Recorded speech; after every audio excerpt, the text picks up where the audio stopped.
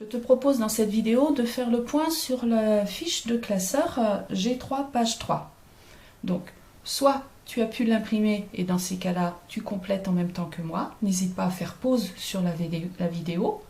Soit tu n'as pas pu l'imprimer et dans ce cas-là, eh bien, ce que je te propose, c'est de refaire sur ton cahier des figures qui sont semblables à celles qui sont sur cette fiche. Et même chose, tu fais les figures en même temps que moi en faisant pause sur la vidéo. Toujours important de s'entraîner le plus possible pour bien acquérir la gestuelle attendue. Nous allons donc voir les deux méthodes ici de construction avec le compas. Tu te souviens, la première méthode, on a deux points de référence que l'on place sur l'axe et puis on va pouvoir faire les symétriques en changeant l'ouverture de compas.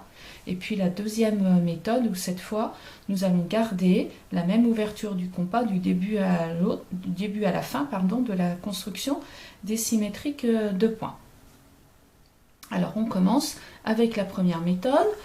Tu n'hésiteras pas à prendre le temps de lire les petits descriptifs là sous forme de petites bandes dessinées de la méthode.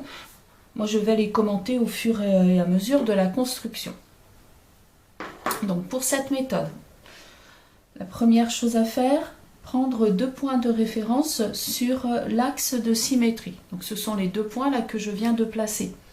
Inutile de les nommer comme il est indiqué dans la petite BD à côté. Dans la petite BD qui se trouve à côté, il porte un nom uniquement pour pouvoir parler facilement de ces points. Je prends mon compas et je vais donc construire le symétrique du point A par rapport à la droite D. Je commence par me positionner sur l'un des points que j'ai placés. Je viens chercher ici la longueur qu'il y a entre le point de la droite que j'ai utilisé et le point A. Et cette longueur, je la transporte de l'autre côté de la droite.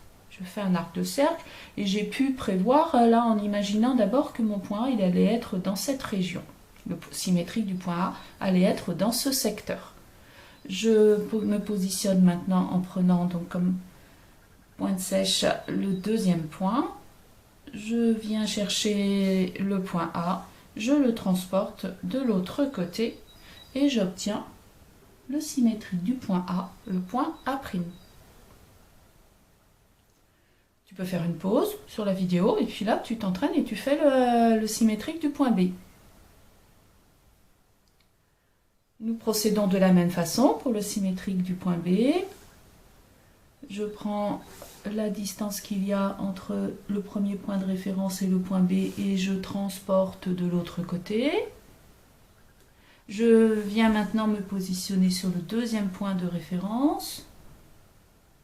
Je viens chercher le point B que je transporte de l'autre côté. Et j'obtiens le point B'. Voilà pour la construction avec la première façon de faire. Changement d'ouverture de compas, construction donc des symétriques de A et de B. Inutile là, de surcharger la figure en reliant les points A et A' et puis en codant la figure. Ce qui va être important ici, c'est que tu laisses bien visibles les arcs de cercle qui t'ont servi à la construction.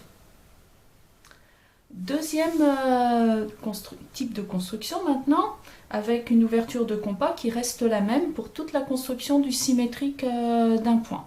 Alors cette fois, donc, on prend comme point de départ le point que l'on veut symétriser. Donc ici, je vais choisir là, le point A, je commence par lui. Je choisis une ouverture de compas et je viens couper l'axe de symétrie en faisant là deux arcs de cercle. À partir de ces deux arcs de cercle, je vais reporter, donc on va retrouver le même geste en fait que ce qu'on a fait précédemment.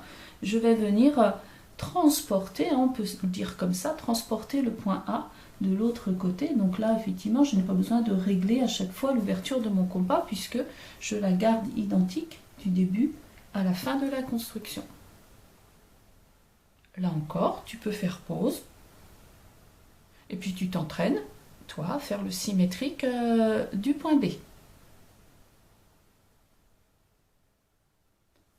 On va procéder de la même façon. Je viens me positionner sur le point B. Alors j'essaye que mes mains ne cachent pas l'image. Je choisis une ouverture de compas de façon à couper l'axe de symétrie en 2 points.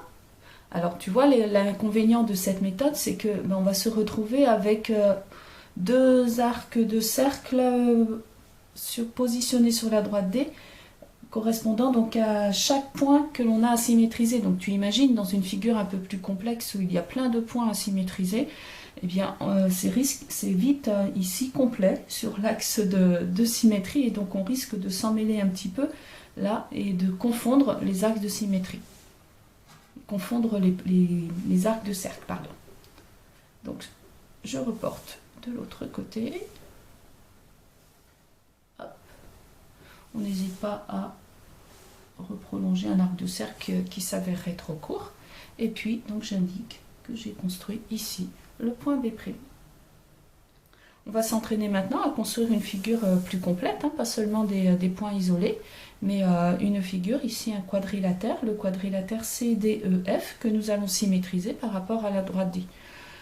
On nous laisse choisir la méthode. Alors moi je ne te cache pas que je préfère la première façon de faire, puisqu'effectivement là, ça me paraît bien, beaucoup plus simple sur la gestion. Donc des arcs de cercle sur la droite graduée, même si, tant pis, il faut changer l'ouverture du compas pour symétriser les points.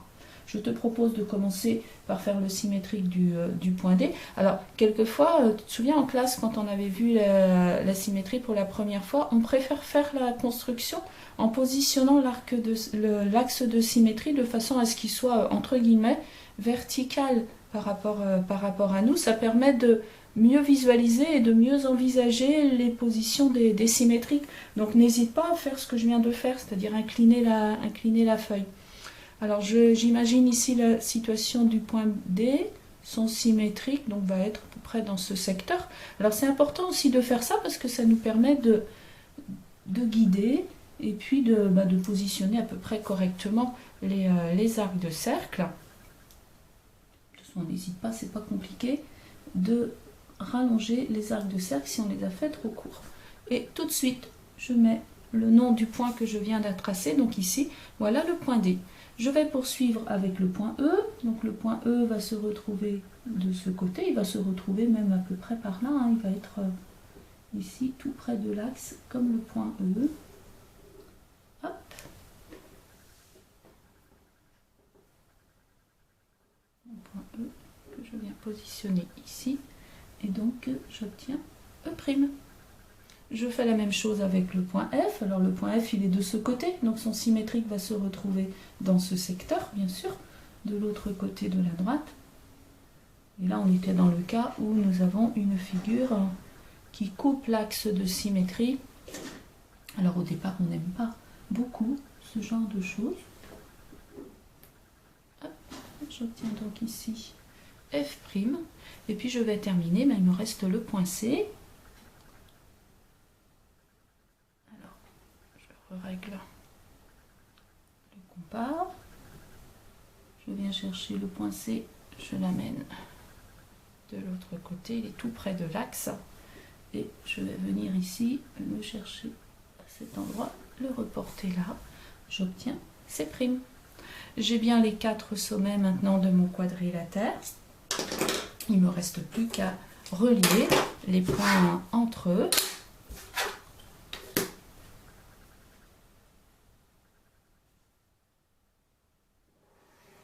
Et si la figure est bien faite, eh bien je vais constater qu'au niveau de l'intersection avec l'axe ici, eh bien les tracés se superposent parfaitement.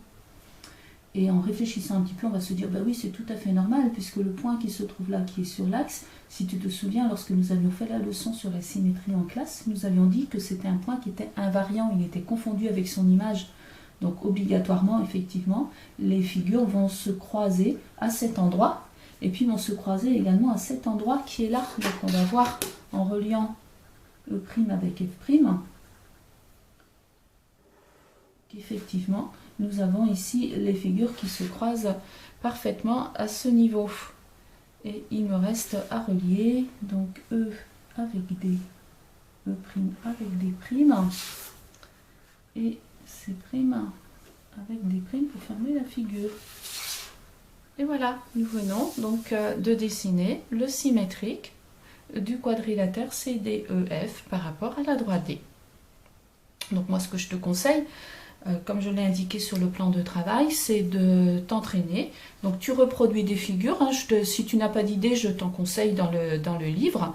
Alors c'est des figures qui vont avoir la même allure, hein. Je ne te demande pas de les reproduire au millimètre près, puis tu t'entraînes à faire les symétriques.